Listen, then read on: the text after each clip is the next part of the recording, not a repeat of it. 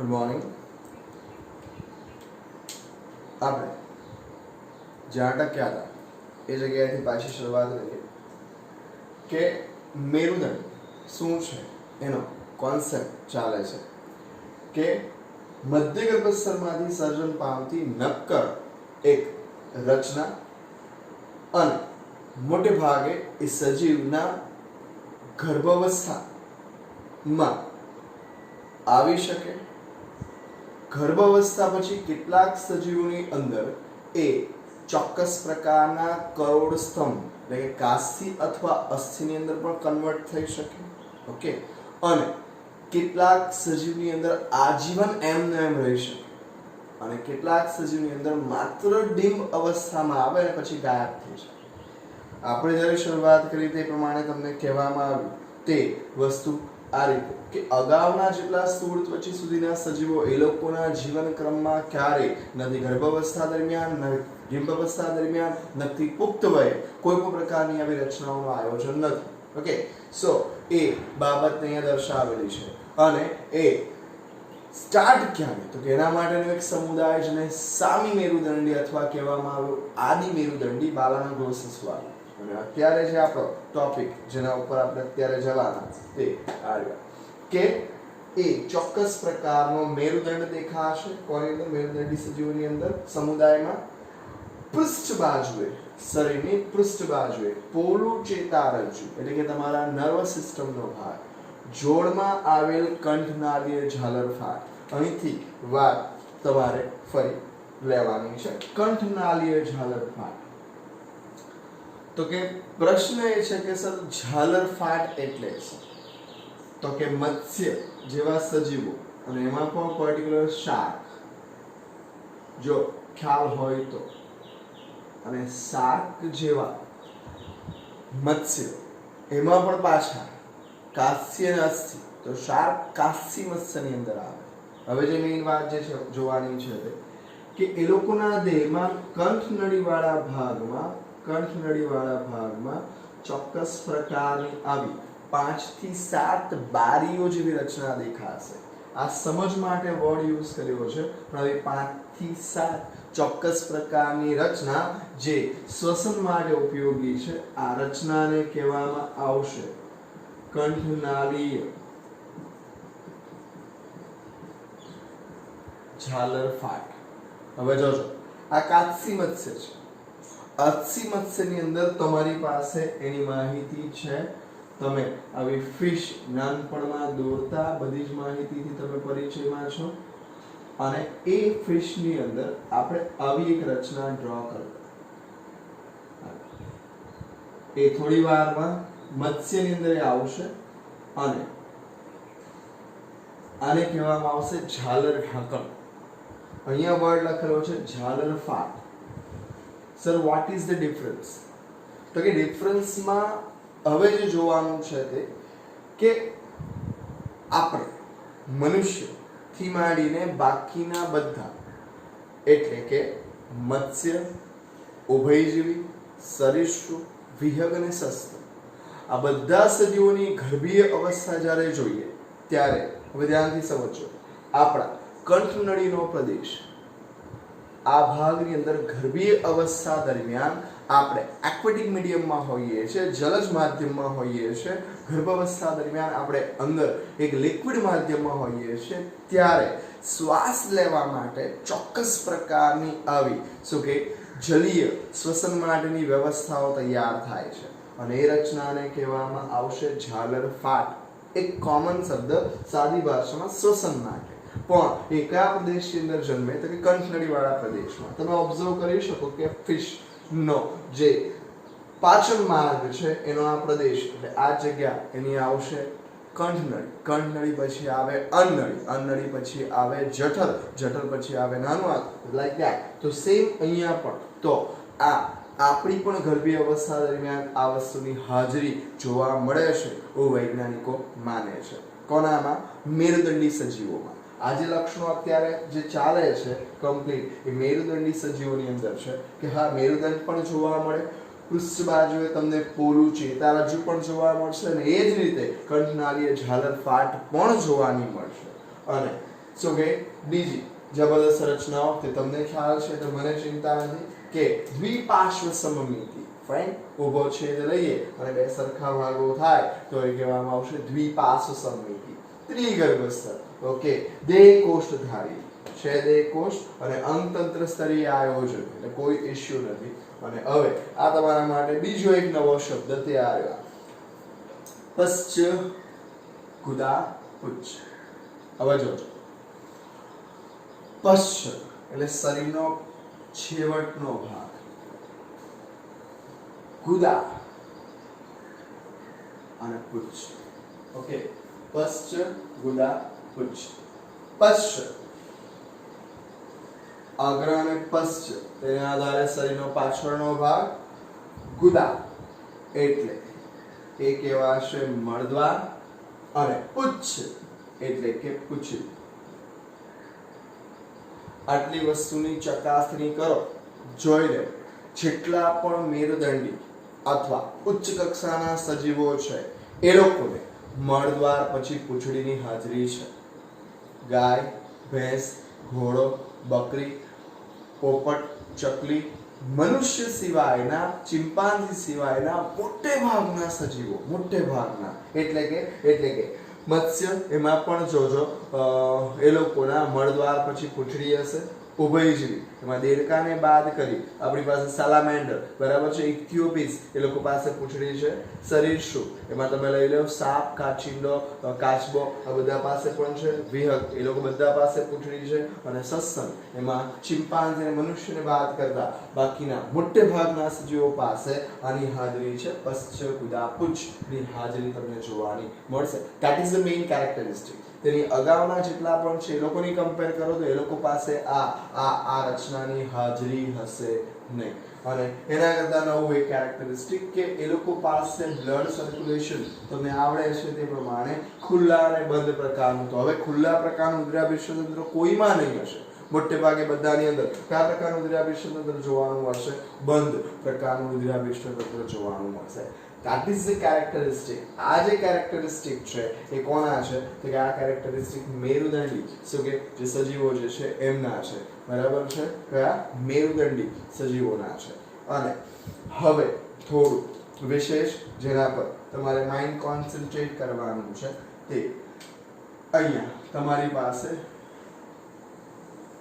દર્શાવેલ છે કે સમુદાય મેરુદંડી કયો સમુદાય મેરુદંડી એ પાછા શેની અંદર વહેંચાયેલા છે ઉપસમુદાયની અંદર વહેંચાયેલા છે અને એ ઉપસમુદાય કયા તો કે પુચ્છ મેરુદંડી કંચુક અથવા એને જ કહેવામાં આવે કંચુક મેરુદંડી ઓકે નવો છે શીર્ષ મેરુદંડી અને બીજું કહેવામાં આવશે પૃષ્ઠવંશી બહુ જબરદસ્ત બરાબર છે નિર્માણના સ્ટેજીસમાં કુદરતે જ્યાં મેરુદંડનું નિર્માણ કર્યું એ નિર્માણ થયેલો મેરુદંડ એવું નહીં હતો કે કમ્પ્લીટ બધાની અંદર એક સરખો આવ્યો છે તો કોઈ પણ વખતે યાદ રાખવું કે શરૂઆત નબળી જ હોય પછી ધીમે ધીમે એની અંદર ચેન્જીસ થતા જાય અને શું કે ટફ સજીવો તૈયાર થતા જશે તો અહીં વાત આવે છે મેરુદંડના સંદર્ભમાં કે શું બધાની અંદર એકદમ કમ્પ્લીટ એકદમ ફાઇન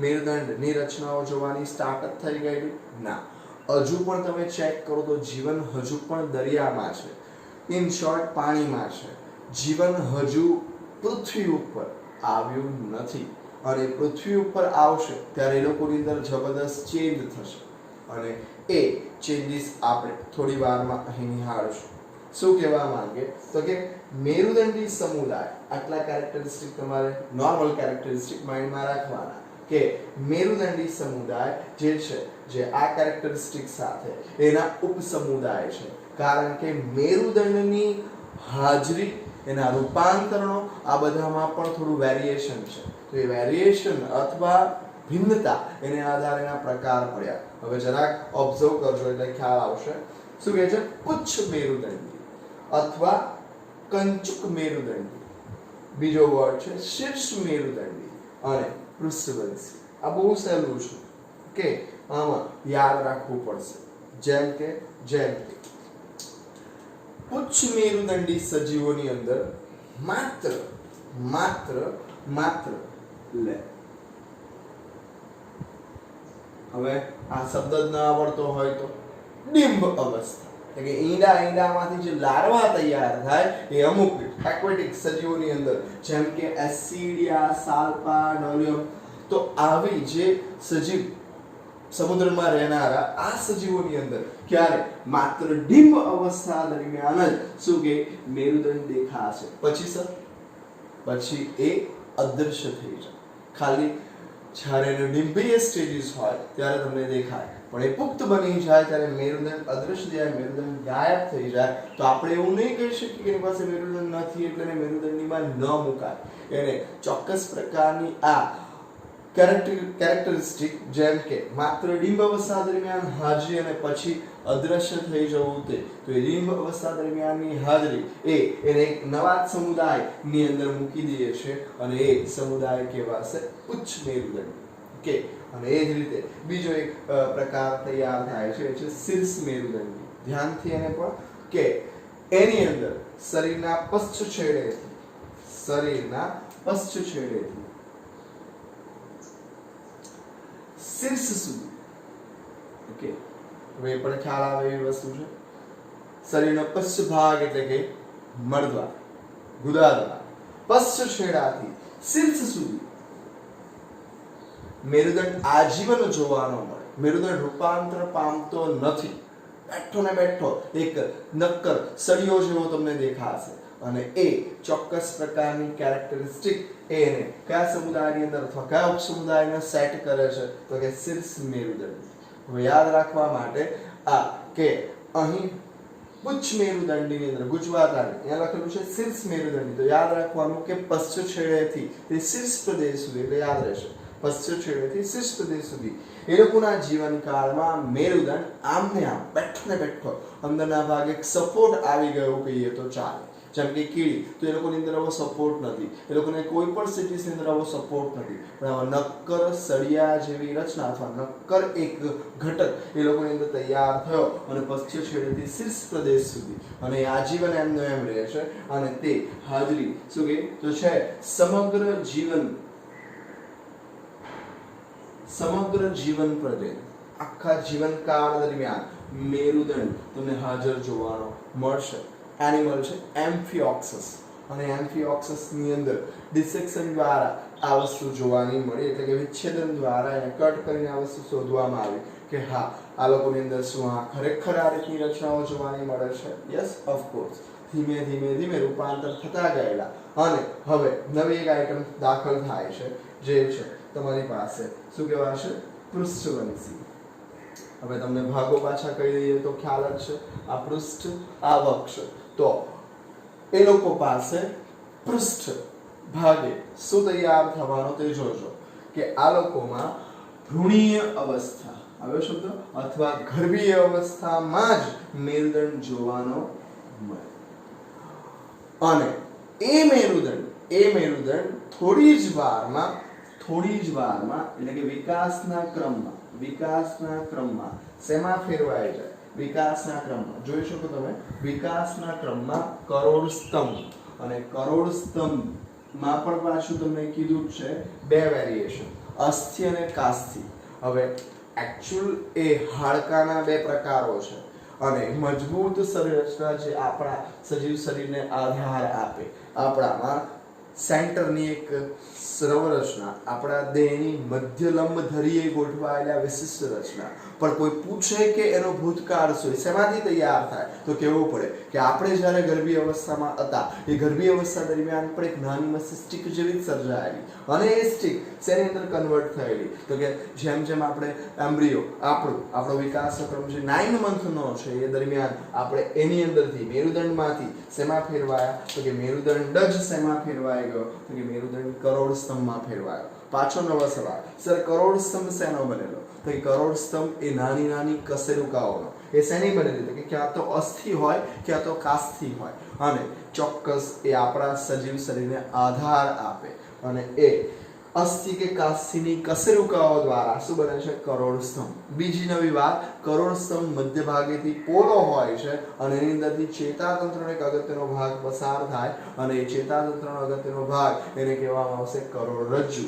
અને ચોક્કસ પ્રકારે લખ્યું છે તે પ્રમાણે ચેતારજ્જુ, હું હવે એને થોડો વર્ડ બદલીને કહું છું કરોડરજ્જુ, જે આપણા શું કે આપણી જ વાત કરીએ તો પશ્ચ ભાગો એટલે કે પગની અંદર જન્મથી કોઈ પણ પ્રકારની સંવેદનાને બ્રેન સુધી પહોંચાડે. બ્રેન તો ઉપર છે અને પણ સંવેદના, કાંટો વાગવો, કીડી કરડવી, ગમે તે, તો એ બધી સંવેદનાઓ નાની અમથી નર્વ્સ દ્વારા જાય. પણ સર એ ચેતા દ્વારા, નર્વ્સ દ્વારા ગયા બાદ એ તો બ્રેન સુધી પહોંચાડવાની છે, તો અહીંથી વાયા થશે અને અહીંયાના ભાગે ચોક્કસ પ્રકારની કશેરુકાની વચ્ચેની ગેપમાંથી એ કરોડરજ્જુની અંદર દાખલ થશે અને કરોડરજ્જુ દ્વારા સીધી ક્યાં સુધી પહોંચશે? બ્રેન. તો એ ચોક્કસ પ્રકારના ચેતાતંત્રના ભાગનું પ્રોટેક્શન પણ મળી ગયું, તમારા દેહને આધાર પણ મળી ગયો. એવી વિશિષ્ટ પ્રકારની રચના તૈયાર થઈ જે પૃષ્ઠવંશી કહેવાયા. અને પૃષ્ઠવંશીની અંદર ફરી પાછા બે પ્રકાર પડશે, તે કહી દઉં, મત્સ્ય અને બીજું કહેવાશે ચતુષ્પાદ. અને મત્સ્યની અંદર પાછા બે, કાસ્થી મત્સ્ય અને અસ્થિ મત્સ્ય. અને ચતુષ્પાદ એટલે કે ચાર પગવાળા, તો ચાર પગવાળા સજીવોની અંદર તમારા અહીંથી શરૂઆત થશે. મત્સ્ય, સરીસૃપ, વિહંગ અને સસ્તન. અને આ બધા ઉચ્ચ કક્ષાના સજીવો ગણાશે. જીવન સ્ટીલ હજુ પણ પાણીમાં છે. ઉભયજીવીમાં પણ સ્ટીલ પાણીમાં થોડી ગૂંચવાડો થયેલો છે કુદરત દ્વારા કે એ સજીવોને પોતાનું જીવન ટકાવી રાખવા માટે પાણી જોઈએ.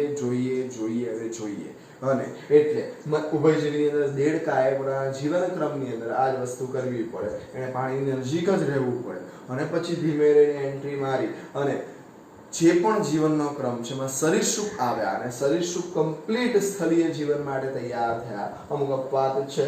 અને વિહંગ કમ્પ્લીટ, અને એ જ રીતે સસ્તન. અને સસ્તન લક્ષણોની દ્રષ્ટિએ એવો મોટામાં મોટો સમુદાય, જ્યારે લક્ષણોની દ્રષ્ટિએ ઉચ્ચ સમુદાયની વાત, સંખ્યાની દ્રષ્ટિએ ઉચ્ચ સમુદાયની વાત કરીએ તો એ તમારી પાસે બે હતા. એક હતો સંધિપાદ અને બીજો હતો મૃદુકાય. ફરી રિપીટ કરી દઉં જેથી ખ્યાલ આવશે. તમે શું શીખ્યા? તો કે મેરુદંડી સમુદાય. મેરુદંડી સમુદાયના કેટલા ઉપસમુદાય? તો કે સર 3. એક પુચ્છ મેરુદંડી અથવા કહેવામાં કંચુક મેરુદંડી, બીજું શીર્ષ મેરુદંડી અને પૃષ્ઠવંશી. પુચ્છ મેરુદંડીમાં શું કોન્સેપ્ટ છે? તો કેવું કહે છે કે મેરુદંડ આવે તો ખરો પણ ડિમ્બ અવસ્થા પછી ગાયબ થઈ જાય, જેમ કે એસિડિયા, સાલ્પા અને ડોલ્યુલમ. અને શીર્ષ મેરુદંડીમાં એ લોકો પાસે પશ્ચ છેડેથી શીર્ષ પ્રદેશ સુધી અથવા શીર્ષથી પશ્ચ છેડે સુધી આજીવન મેરુદંડ બેઠો ને બેઠો રહે. કહેવાનો તાત્પર્ય મેરુદંડ રૂપાંતર થતો નથી. શેમાં? તો કે સર કરોડ સ્તંભમાં રૂપાંતર થતો નથી. અને છેવટે પૃષ્ઠવંશી, તો એ લોકોની અંદર ભ્રૂણીય અવસ્થામાં જ મેરુદંડ જોવાનો મળે અને એ ઓટોમેટિકલી મેરુદંડ કન્વર્ટ થઈ જાય અને શેમાં ફેરવાઈ જાય? કરોડ સ્તંભની અંદર રૂપાંતર પામે. અને આટલી વસ્તુ હવે આપણે તફાવત જોઈ લઈએ. એ જાણી જોઈને મેં તમને મેરુદંડી અને અમેરુદંડી, હવે અમેરુદંડીના કેરેક્ટરિસ્ટિકની મેરુદંડી હવે ખબર છે એટલે આપણે અહીંયા કમ્પેર કરી લઈએ અને પછી ધીમે રહી અને બીજા એક સમુદાય જે ચાર્ટ બાકી છે તે દોરી અને ચૂસમુખા પર જવાના. અને ચૂસમુખા પછી મત્સ્ય આવશે અને મત્સ્ય પછીથી આપણા ચતુષ્પાદ ઉપર જઈશું.